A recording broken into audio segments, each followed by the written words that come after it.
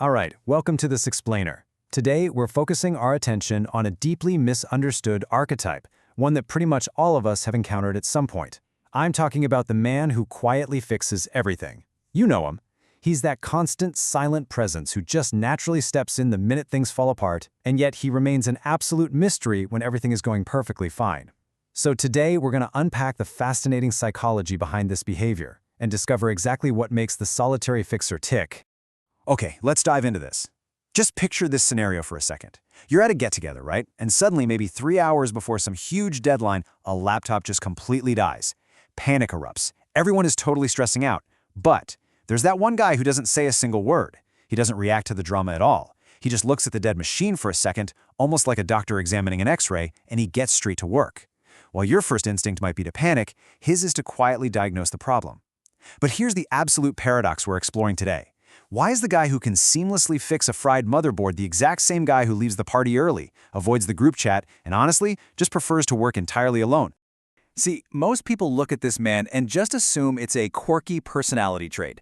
They label him as antisocial or maybe just naturally aloof, but the real truth?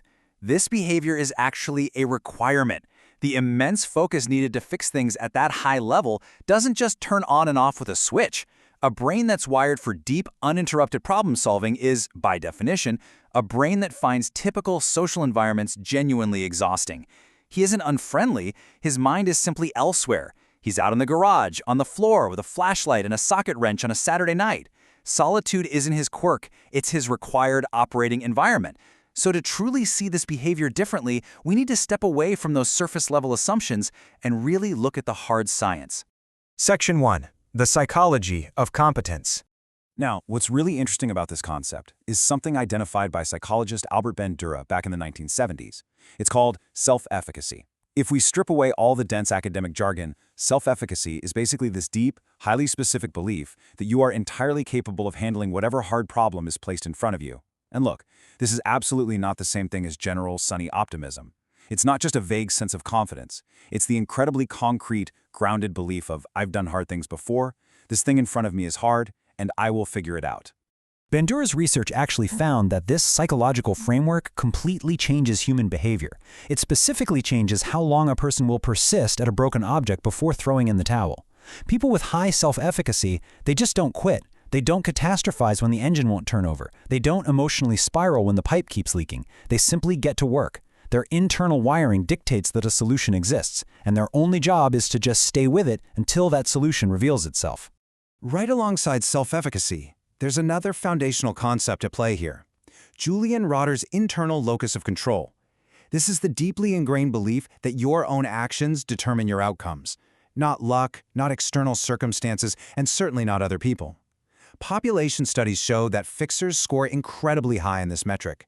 When a crisis hits, they aren't waiting around to be rescued. They don't look around the room waiting for someone else to hand them an instruction manual. They believe in their bones that what happens next depends entirely on what they do next. So, the crucial point is, there's a heavy, hidden cost to this kind of psychological wiring. Because these men are so profoundly self-reliant, asking for help doesn't just feel slightly uncomfortable, it feels genuinely wrong. It feels like a structural error in their internal operating system. And actually, this is often why they end up alone. It's not because they hate having people around, but because needing people starts to feel like a vulnerability they simply cannot afford. But how does a mind get wired this way in the first place? Well, to understand the installation of this solitary operating system, we got to travel back in time.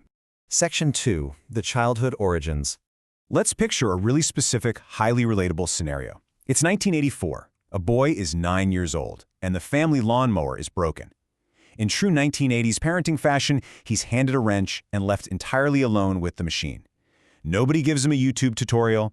Nobody walks him through a step-by-step manual. He just sits there alone with the broken thing. He tries something and it fails. He tries something else, and eventually, miraculously, it works. And here is the kicker. There is no applause. No one throws a parade for him. He just puts the wrench away. But in that quiet moment, he has built a massive mastery experience. And this brilliantly illustrates exactly what happens inside his brain.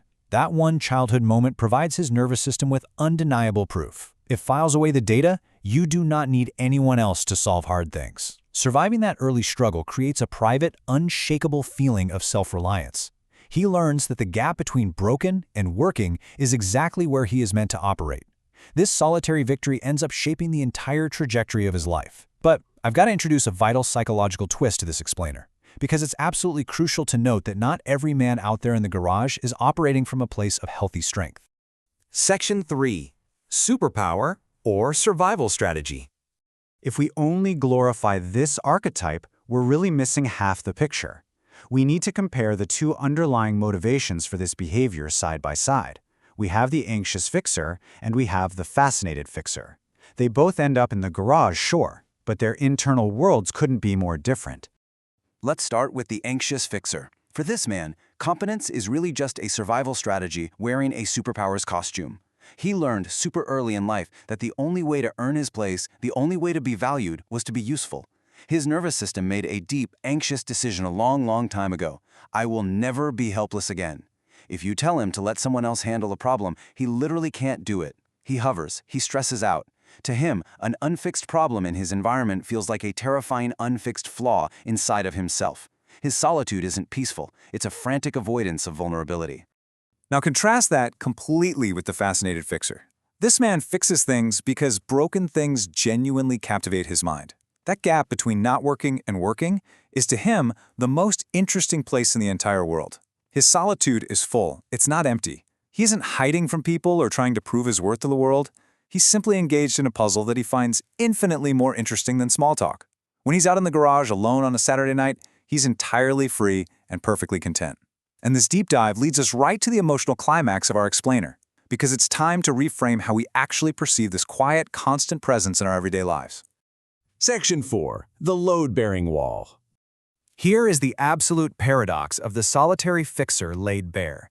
He's the most capable person in the room, yet simultaneously, he's the most invisible. He has built his life so that he's deeply present and reliable in a massive crisis, but deeply absent and withdrawn in a room where everything is perfectly fine.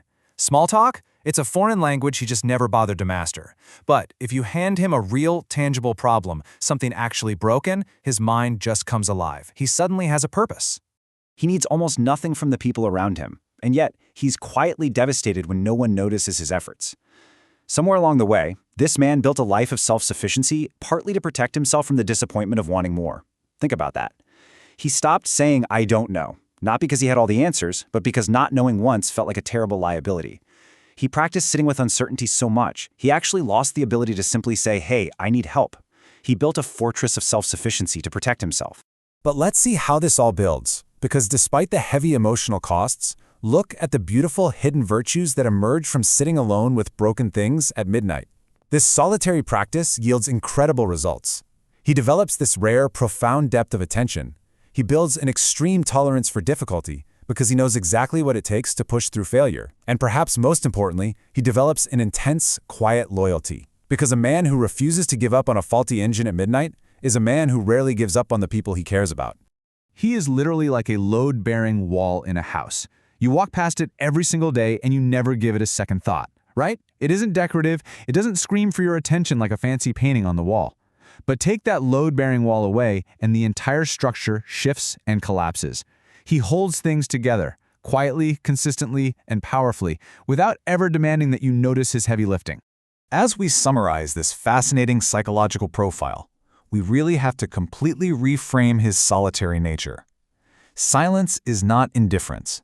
When he shows up unasked, when he fixes the thing before you even knew it was broken, when he works through the problem alone so you don't have to stress out, that is not coldness. That is his own very specific language of care. His silence is simply what fiercely focused attention looks like from the outside. Which brings us to our final thought for today's explainer. We now know that if you take away the load-bearing wall, the entire structure shifts.